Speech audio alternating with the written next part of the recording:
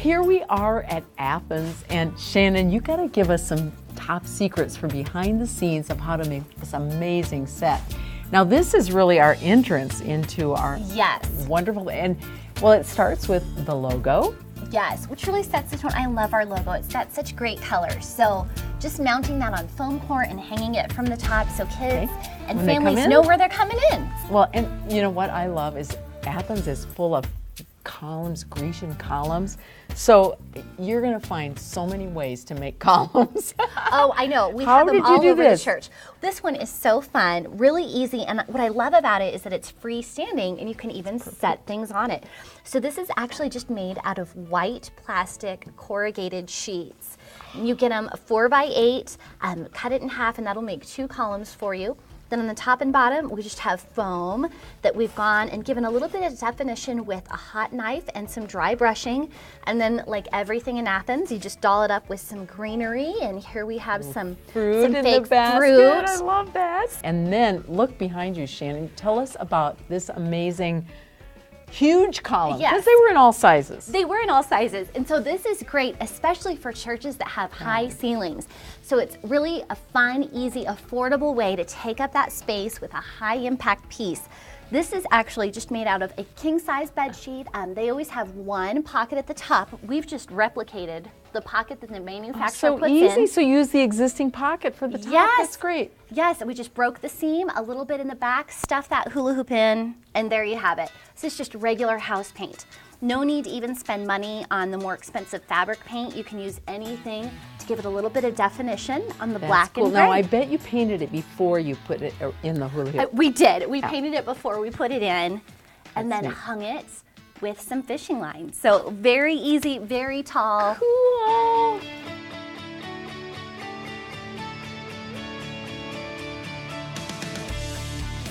All right, well, here is another beautiful column that you did. I love the greenery. Yes, different greenery, same effect though, makes it really come alive and pop. Very fun. Well, this I think is my all-time favorite creative thing, and you will not believe what this actually is. I know, this is so cool.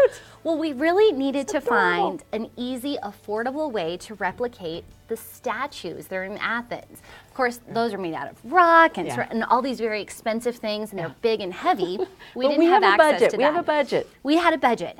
So this cost us almost nothing. Inside of this statue, we have a springy rocking horse. Oh my goodness. The kind that kids like to like kind of the toy horses in a park or in your garage. So there's broken ones all over. Everybody has a broken one somewhere. They've seen it. We saw one in somebody's yard and asked if we could have it. They gave it to us for free. They're probably glad to get rid of it. Absolutely, but if not, you could get one secondhand at a Goodwill or ARC. Then we just covered it with paper mache. So easy, anybody can do paper mache. You can buy packing paper, or if you even have paper grocery bags, you can use those in strips as well.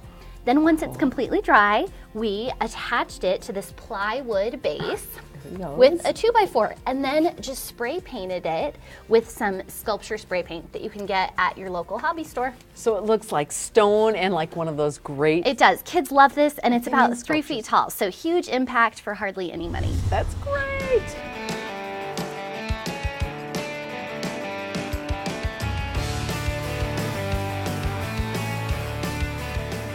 Wow, Shannon, this is so great of how you use these little pop-up tents. Is that what these are? Exactly. And you know, in this church, we had kind of a space issue. We were just kind of a smaller church who were doing this, and so we needed a way to get lots of marketplace shops in here. So we just created dividers. This is so one you have twice as many shops in one tent. Exactly. We just doubled up, and we found plenty of space for us to do everything we needed to do and didn't waste a thing.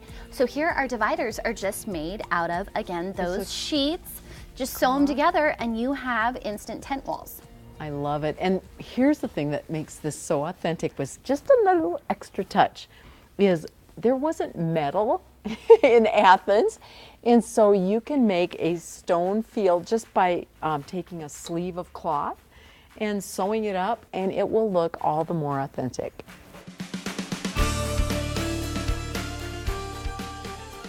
Oh, one of the things that I love that's easy for you to gather from people in your church are all these fake plants, flowers, leaves, greenery, baskets.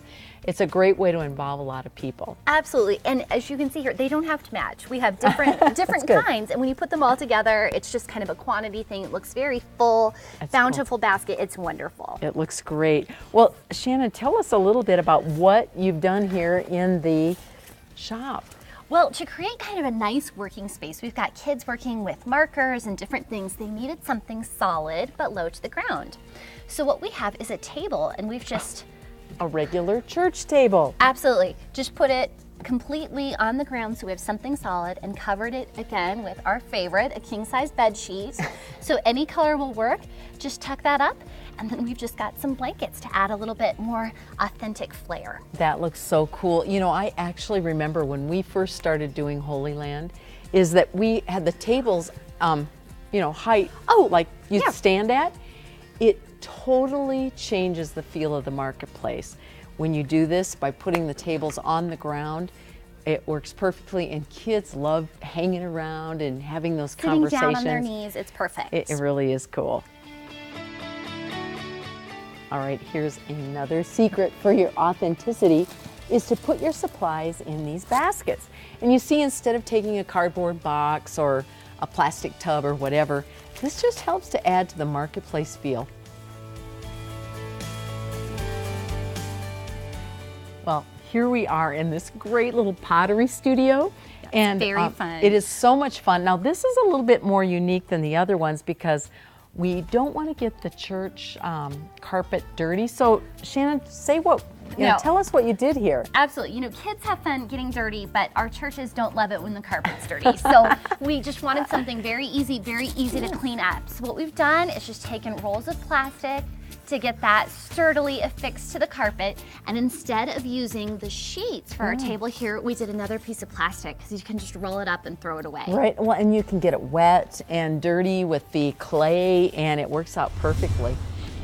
Well, here's a little field test finding that we thought worked perfectly in the pottery shop, is that you want to have a place to put all these beautiful pots. Yes, we have all of this pottery, and we had really no place to put it where there wouldn't be kids kind of walking all over. And we want these beautiful little treasures to dry and, you know, stay nice and sound. So we made our own little pottery drying rack out of just a cinder block and some cedar planks, but really any kind of wood would do. Look what we found here, an actual column. Yes, not one that we made. Wasn't DIY. I know, and this is probably something that a member of your congregation might have, that they hold plants or whatever, so you can even think about asking for that. And this actually becomes a little signpost for us. But Shannon, tell us about what you've done here, because this is like top secret piece of furniture in the church. Yes, it is. Well, this is our sound booth that is wonderful during normal services, but of course, sound booths had not yet been invented in Athens. That's right, we got to cover that up. So, still works, but it looks a little bit more authentically Athenian. It's very good.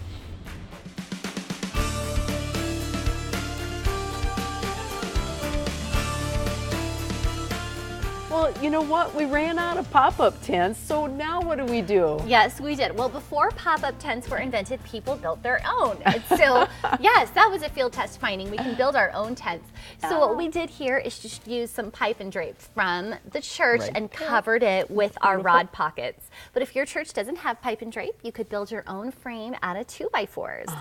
And then again, just to doll it up with our pockets. And at the bottom here, we've just draped some fabric. Oh, I better let the fish and then join we've us. got some food, because this is our snack shop. So we've got Joni's fish and some fruits and veggies there.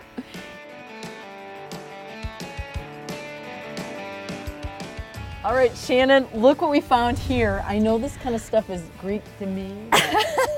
Yes, but look at this. Here's one of the poles that gives a lot of sturdiness and strength. Yes, this is for tent stabilization. So what we've done here is really fancy. Tent stability on a dime. You know, it didn't cost us much at all. You can see this is a detergent bucket. So we used the detergent at the church and then kept the bucket. So waste not, want not.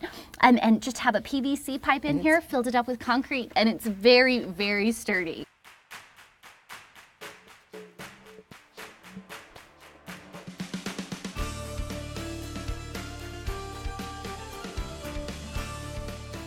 Oh, Shannon, this is one of kids' favorite spots to go in Athens. It's Paul's house. And this is, it actually is dim in here on purpose. We want it to be a little quiet and subdued. And tell us about what we've got in here, Shannon. We've got the rugs and yes, well, again, pillows. We started the base for this. It's just another one of our easy up tents, and then we've hung all of our different fabrics all throughout to cover up most of the metal to give it that really authentic, warm feel. So on the floor, we have all of these different rugs so that kids can sit down and be comfortable. They're not on the cold, hard floor. Gives it kind of a warm feel, some pillows, some cushions to make it a little bit plush. Then we wanted the dim lights in a way that we could weave it through the tent. So these rope lights were just perfect. They weave in and out easily through the fabric, and you can turn the lights down low and have that really warm, inviting experience. It's very fun. And all this you're doing because you want to create a great environment for kids to go closer to God.